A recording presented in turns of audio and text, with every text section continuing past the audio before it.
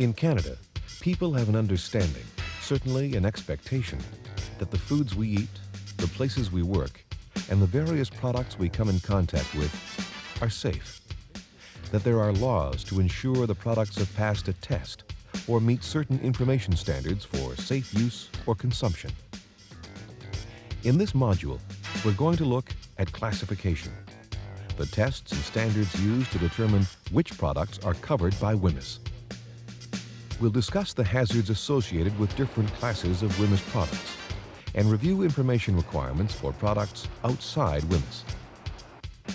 Classification is important to suppliers who have the basic responsibility for classifying products sold in Canada, and to employers who must classify products produced in their workplaces.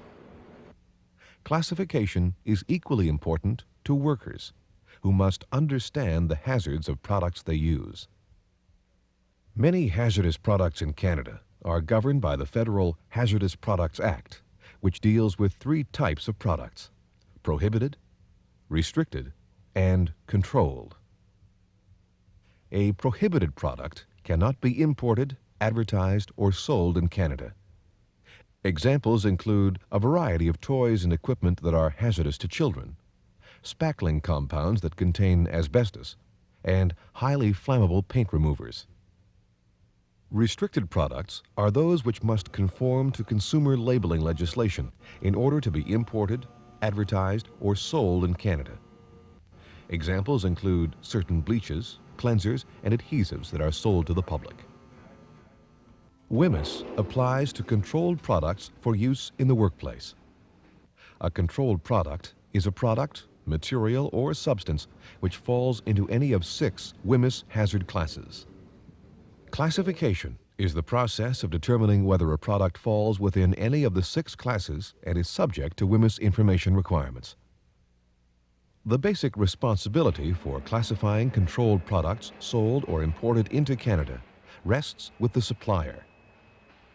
To determine whether a product is included in any of the WHMIS classes, suppliers must apply information such as test results and other criteria as required by the Controlled Products Regulations. If the product falls within WHMIS, the supplier must provide appropriate labels and MSDSs. Employers must classify any controlled products they produce in their workplace. In addition, the employer must ensure that when a product arrives in the workplace, it's provided with proper labels and data sheets. The more employers know about classification, the more effectively they can carry out their responsibilities. While workers don't have specific responsibilities for classification, if they become aware that a product isn't properly classified, the employer should be informed immediately. By understanding the nature of the WHMIS classes, workers will have a greater awareness of the hazards of controlled products and how to work safely with them. Classification represents the foundation of WHMIS. The information established while classifying a hazardous material helps determine the contents of labels and material safety data sheets. This, in turn, helps determine the instruction employers must provide in worker education. There are 6 classes of hazardous materials subject to WHMIS information requirements. Class A, compressed gas. Class B, flammable and combustible material. Class C, oxidizing material. Class D, poisonous and infectious material. Class E, corrosive material. And Class F, dangerously reactive material. An example of Class A, compressed gas, is chlorine contained in a pressurized cylinder and used as a disinfectant at swimming pools, or oxygen used in oxyacetylene welding. If the pressurized container is punctured because it's dropped or exposed to excessive heat, the exploding fragments or rocket-like projectile present a serious physical hazard.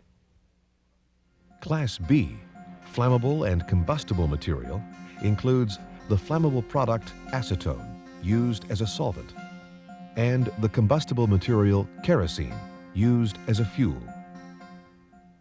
Flammables are more dangerous than combustibles because they ignite more easily. Both can be hazardous in the workplace, posing a danger of fire and explosion. During use, they must be kept well away from ignition sources such as sparks or welding flames. When not in use, they must be stored in fire-resistant cabinets or other specified storage areas.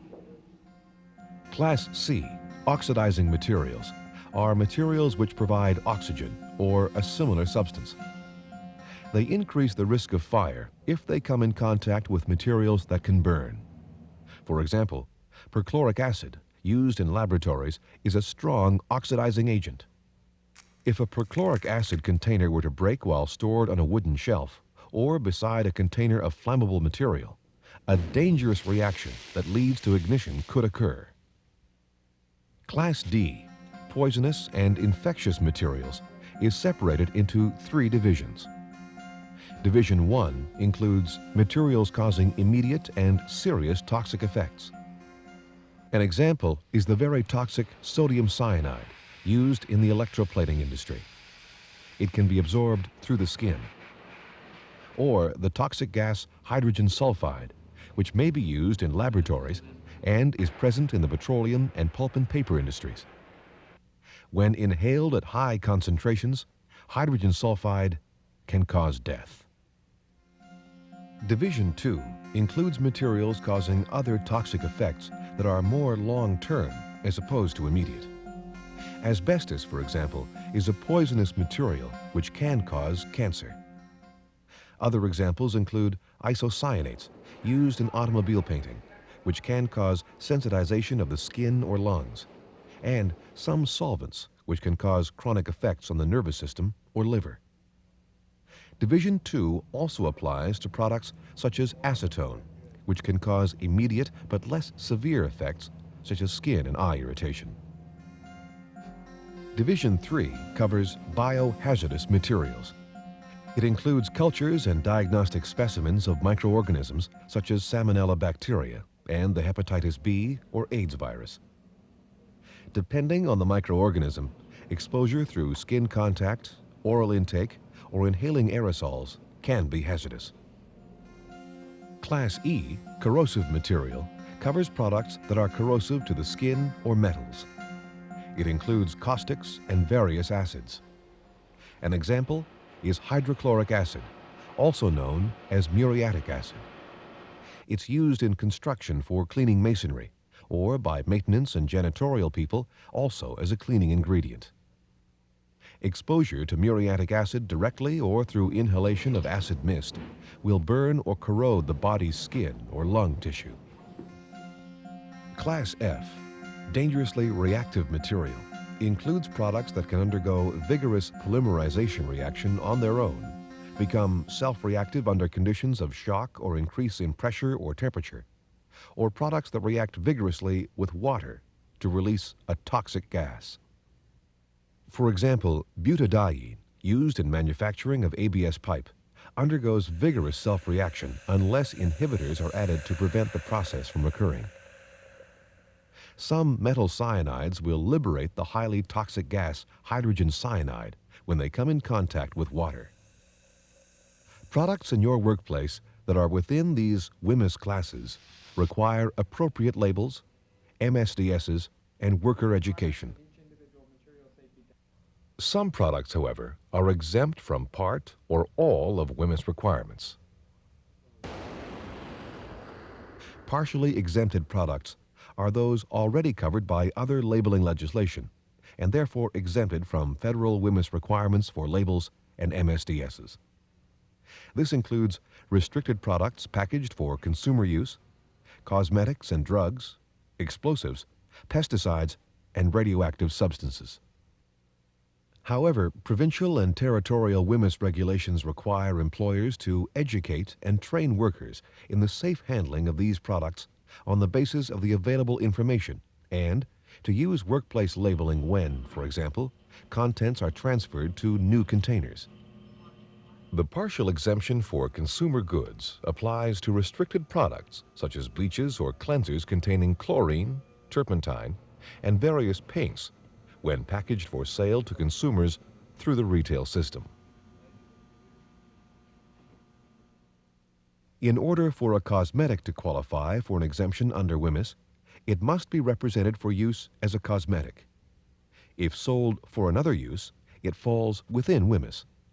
For example, the chemical acetone is excluded from WHMIS when sold in a nail polish remover, but included when sold as an industrial solvent. Pesticides are also defined in terms of intended use. For example, Stoddard solvent is a herbicide that is also used as an industrial solvent. When sold as the solvent, WHMIS information requirements apply. In addition to what we've discussed, some products are exempted from both federal and provincial WHMIS requirements.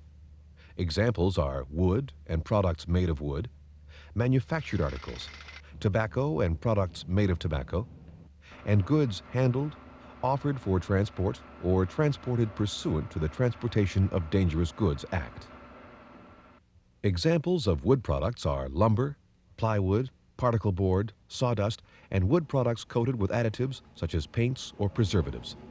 However, these additives may be subject to WHMIS before they are included in the finished product.